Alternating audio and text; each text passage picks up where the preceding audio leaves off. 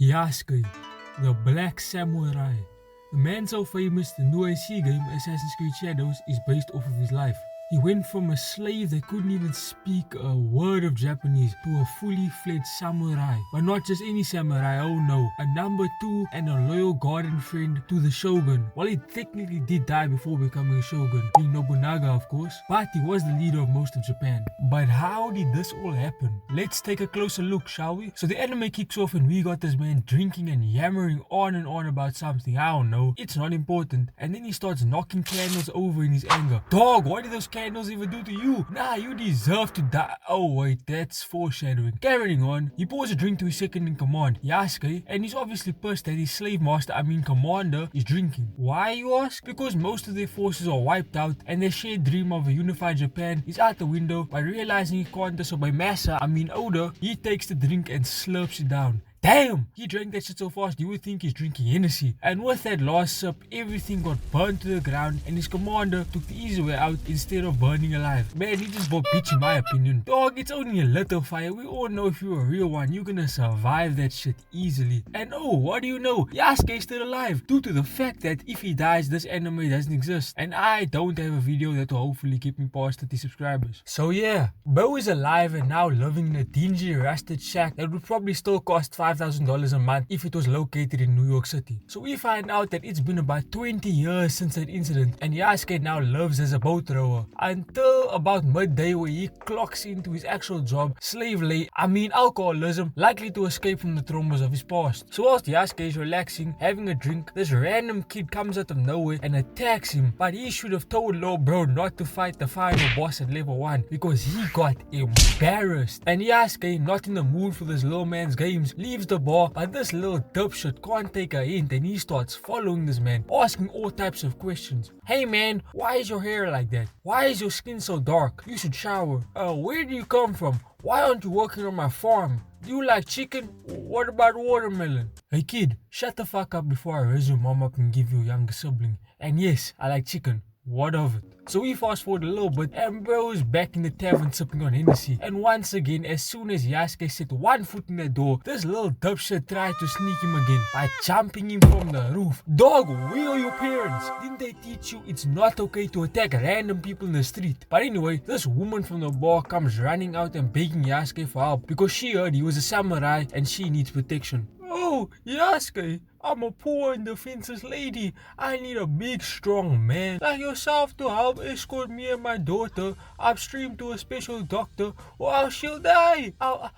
I'll give you a special reward if you help. Still not interested. What's my reward again? So the plan is to get the sick little girl to the so-called specialist doctor, but the reason they can't go alone is because it's feudal Japan and you would likely be killed if you weren't carrying with a weapon. And this is feudal Japan and they are two women in feudal Japan.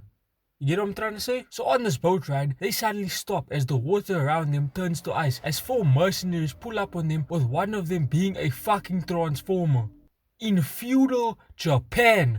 Dog, what the fuck? I told you the samurai anime was different. So Whoopi Goldberg gets smacked in the face and Yasuke starts whipping that spear around so fucking accurately that he would have gave his family 3 PTSD. Then bro starts dodging ice blast. What the fuck? This anime is set in the Sengoku period. How in the hell is this possible? Then Black Cat from Timu decides to start swinging and then Green Lantern spawns in a mystical warrior to fight Yasuke, but he made quick work of that. Then the tall Russian bitch transforms into a fucking bear and tries to attack Yasuke from the back. Pause. But old girl came in flying from the top rope and planted her foot into the bear's face. Dog, she might have superpowers too, who knows? Then she heads in for another attack and performs a figure 8 over the bear, thinking she did something, and gets her arm blown clean off by Mekamaru, which traumatizes the little girl and she activates her avatar state and blows them all away. So we cut over to this cemetery and we find out that the person who actually hired these thugs to attack the little girl is this old pastor guy. Look, Look, I know bro was an avid enjoyer of those dirty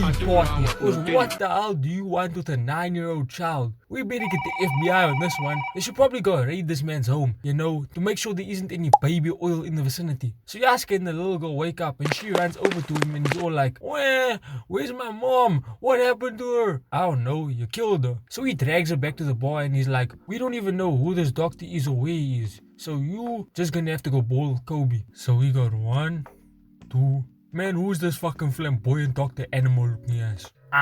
As I live and breathe, the black warrior. A bottle of baby oil, if you have it, kind sir. Business has brought me to Japan, as I'm sure it did you.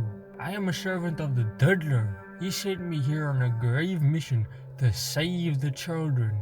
You see, we have a prophecy that a special child will one day come, and with my guidance, plus the wisdom the Diddler has bestowed upon me, this child will help me bring stability to my nether regions. So tell me where the child is, and we can both go home. Man, shut the fuck up. Can't you see I'm trying to enjoy a drink over here? The fuck you want? My green card? Immigration isn't supposed to be here until next week. Where is my prize? I mean the child. I see. So you wish to attend the dirty party. As you please.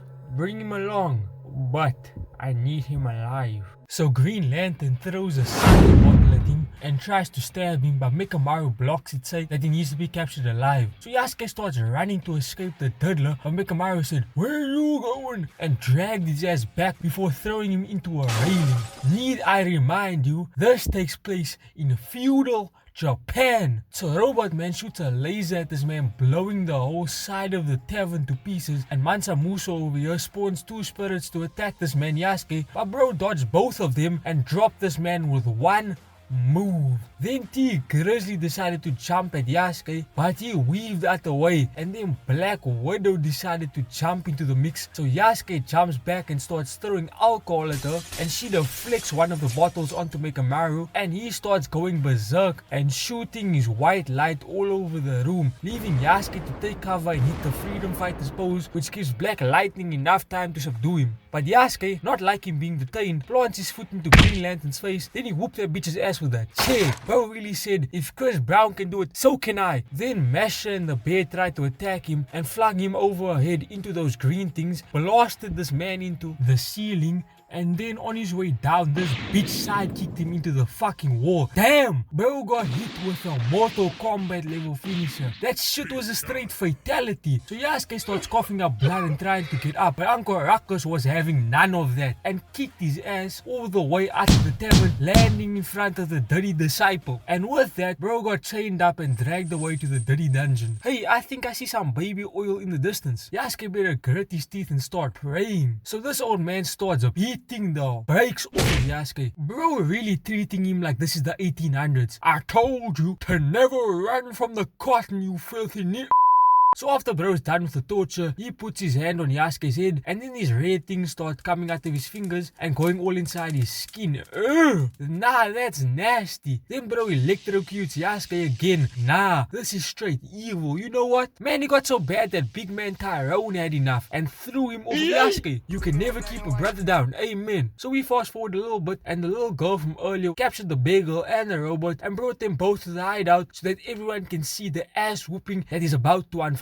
So she starts glowing blue and starts throwing benches at the old man, which he breaks, and then we see his face, which is now transformed into a freakazoid like thing. Man, someone needs to get this man a skin routine, please. Put him on. Bro needs it badly. So bro catches the little girl and starts electrocuting her, but Yasuke, with his last bit of strength, breaks free and starts choking this man with the same chains he got tied up in. Man, ain't karma a bitch. And Yasuke breaks his neck, but bro transforms again and spins his head 180 degrees and flings Yasuke into the wall. But the little girl, not being dead somehow, after taking more electricity to the body than Electro, drops a cross on this man, penetrating him and finally putting a stop to his madness. So after they rest and recover, the little girl throws a tantrum about going to see the doctor, whose name we come to find out is Morish, a former companion of Yasuke. He reluctantly agrees, and they go on their merry way to find this doctor. On their travels, they stop at a restaurant, or as close as you're going to come to a restaurant at that time, and he starts looking around for Morish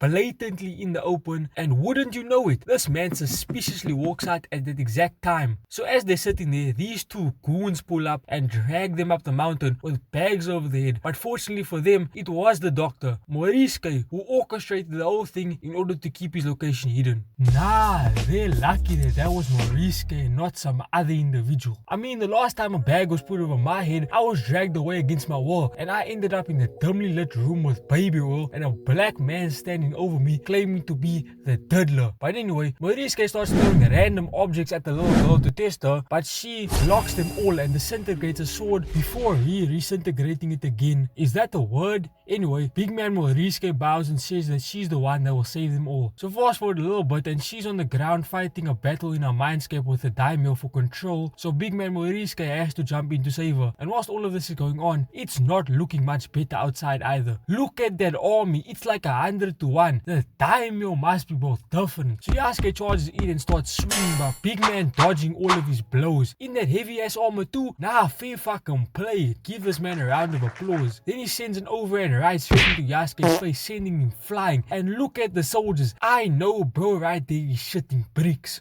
Black samurai, you are no match for me. Just give up. No, I don't give up. I give back shots. What? And right on cue, archers shoot a flurry of arrows at the invading army, taking a lot of them out. So we cut back over to the mindscape, and the little girl unlocks the avatar state again, and then blows everybody up on the battlefield. So the little girl creates a distraction by taking control of one of the robots and making him attack his comrades, causing chaos and an opportunity for them to slip through undetected. So after she senses where the daimyo is, Yasuke throws her into a closet and goes to fight the daimyo on his own. So he starts backing up, sword in hand, ready to strike at the first sign of her, but he doesn't know she's right behind him and sends this poison into his lungs, which makes him start tripping and seeing his old master and friend. So not questioning how his dead mentor is somehow still alive. I mean, considering we did see a little girl with superpowers, a Green Lantern from Timu, Mekamaru, Ben 10 in one episode, and a 7-foot Russian woman who can turn into a bear, he might not be that crazy. So Yasuke finds the old mentor tied up and he tells Yasuke that the only way to save him is to free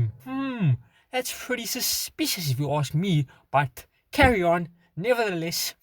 And Yasuke, in his drug state, confuses the little girl for the daimyo and starts attacking her. So just before he's about to strike her down, he has a premonition and realizes that it's not real and strikes his sword at the real daimyo, but she saw this coming and blocked it just before it was about to hit. And then all of a sudden the lights go out and a pink light forms around him as the daimyo appears looking like McGann from Young Justice and traps Yasuke, but Saki frees her, and together they combine into one entity and strike the daimyo down, killing her and saving the day.